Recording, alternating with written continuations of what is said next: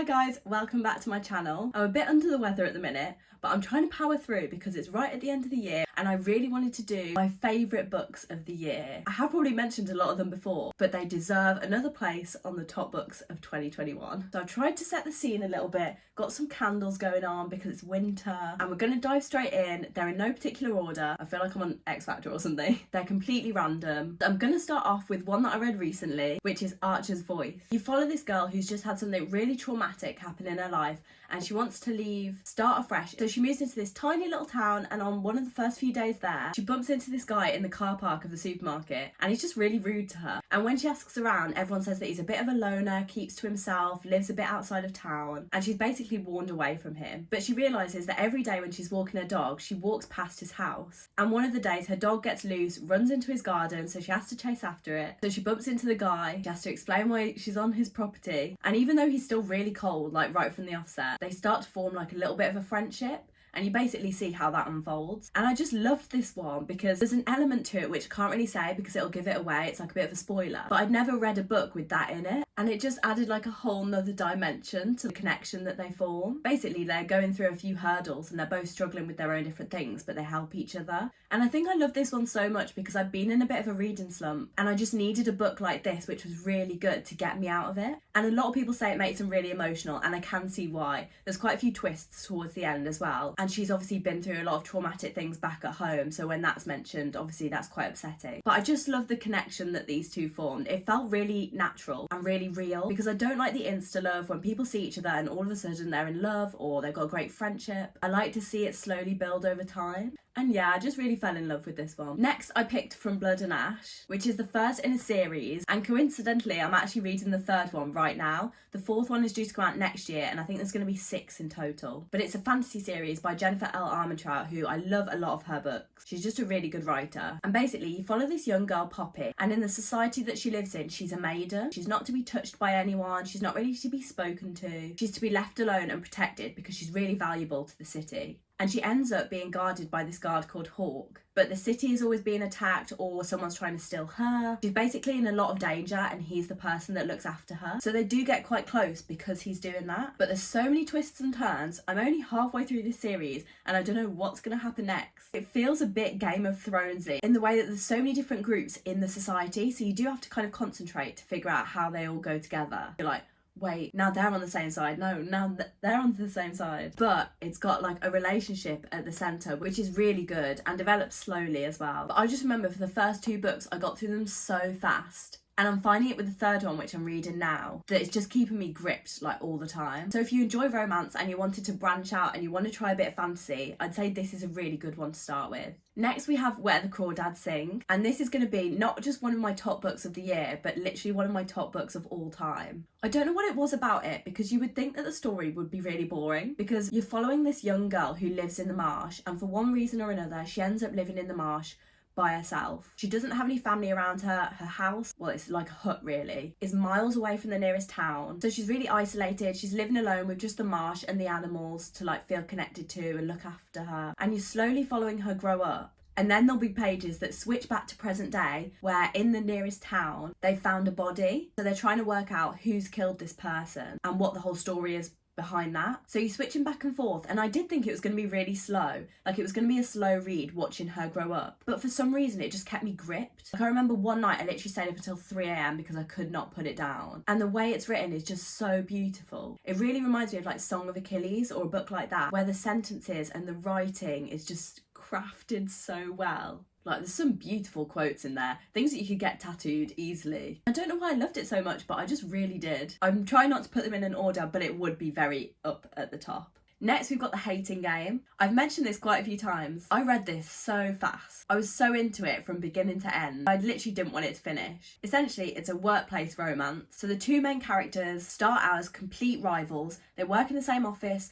Their desks are opposite each other, so they have to look at each other all day. They're going for the same promotion and they hate each other's guts. And then as the book progresses, they're forced to do things together. They have to go on a workplace team building day. They end up slowly coming round to like each other. So it's definitely enemies to lovers. It fits that trope perfectly. But I just loved how it was written. Like all the little quips that they're having at each other, the little digs. It was just really funny and really enjoyable to read. And because you had to wait for something to finally happen with them, it made it so much better when it did. That's why I just love it when the characters don't fall in love straight away, because it just makes it better, like when you've waited for it. And I'd say this was one of the first workplace romances that I read that's set in an office. And then after this I read The Spanish Love Deception as well. I do really enjoy that, where it's like forced proximity because they're having to work together in the same place and see each other every day. Like I could just imagine that tension. So yeah, I loved this one, and I feel like if you watched my videos you knew this was going to be on here. Next we've got Bully, which is another enemies to lovers romance, and this is childhood friends to enemies to lovers. So basically the two main characters used to get on when they were younger, but then something changed and one day the guy just started being horrible to the girl every day at school. And when the book starts, the girl's just been away for a year abroad, so she comes back and she thinks, fresh start, I'm not putting up with this any longer. She's found her confidence and she basically starts arguing back, standing up for herself, like fighting for herself whenever the guy's horrible. And because they're neighbours, one of the first scenes is where he's having a party and the music's up really loud and she has to go over there. She's trying to tell him to stop being so disrespectful. I just found it nice to read a girl who was really like standing up for herself. And then they've got a few scenes where they're like racing around a track, which sounds a bit weird, but if you read my trope video, you'll know that I really enjoyed that as well. I don't know, is that actually something people do in America in small towns, where they race their cars, kind of early Fast and Furious vibes? Because I've read it quite a lot and I swear that never happens here. But it's a really enjoyable part of the book to read. It's like in Greece, like the scene in Greece when the guys are racing. Like, does that actually happen? If you're from America, please tell me. But yeah, I loved this one. I didn't like the second one as much, which is a bit disappointing, but I loved the first one. Like, I would just read the first one as a standalone, and I definitely recommend it. Next we've got A Love Letter to Whiskey, which I haven't talked about much on my channel. I think it's because I read it right near the start of the year, so I kind of forget about it when I think about books to include. But I just remember it was the most frustrating book I have ever read in my life. There's these two characters and they've known each other from when they're younger, and you follow them throughout so many years and they keep crossing paths with each other, and you can see that they're meant to be together, but there's always something in the way. So because they don't see each other for years on end, their lives will have changed a lot by the time they next meet up. And whether it's one of them is already in a relationship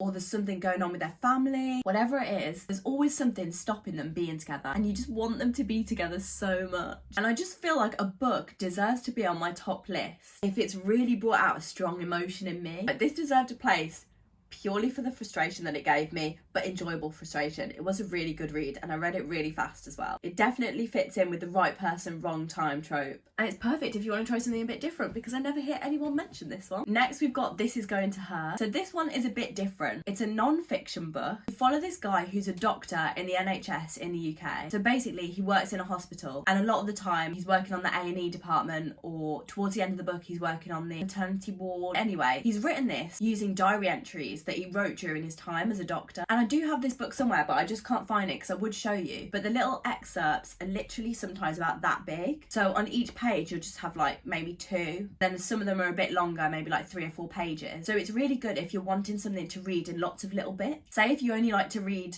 a couple pages before bed at night, this is a really good one because it's chopped up into little sections. And basically he just doesn't hold back.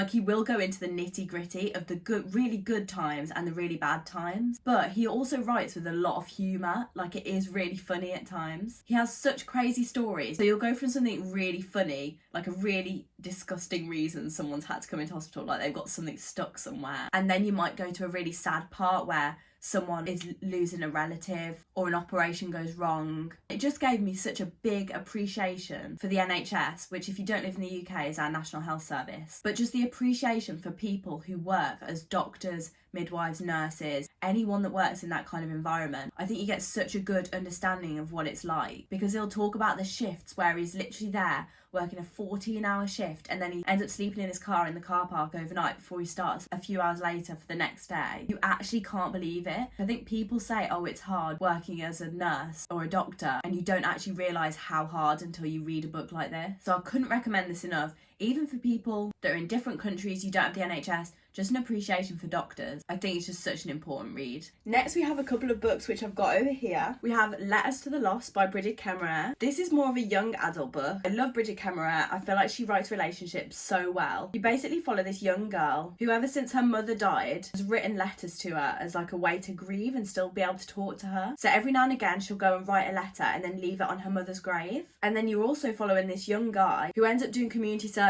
in the graveyard, finds a letter on the grave, reads it and then replies to it. So they begin talking through these letters. The girl obviously knows that it's just a random stranger who's replying to her mum's letters, but they keep up this conversation and they get really personal and really deep because they're able to say whatever they want to because it's not face to face, it's just written in a letter. But they have no idea who the other one is, and it turns out they actually go to the same school, but they have no idea. I've said before, I love this trope where two people are speaking to each other, but they don't know that they know each other in real life. It just makes it a bit more interesting. It was so heartfelt, and she's actually written another book which is about two characters who you see a glimpse of in this first book, and that's also really good. I never hear anyone talk about this, and I think it definitely deserves more credit. That's why I was like, this definitely has to go in my top books of the year. Next, I've got Reasons to Stay Alive by Matt Haig. This is also a non-fiction book. It's basically the author retelling his experience of suffering with anxiety and depression, which he suffered with really badly when he was in his early 20s, but he still has now. And it's such an honest read because he doesn't leave anything out, and he really does describe well what it feels like to be in that place.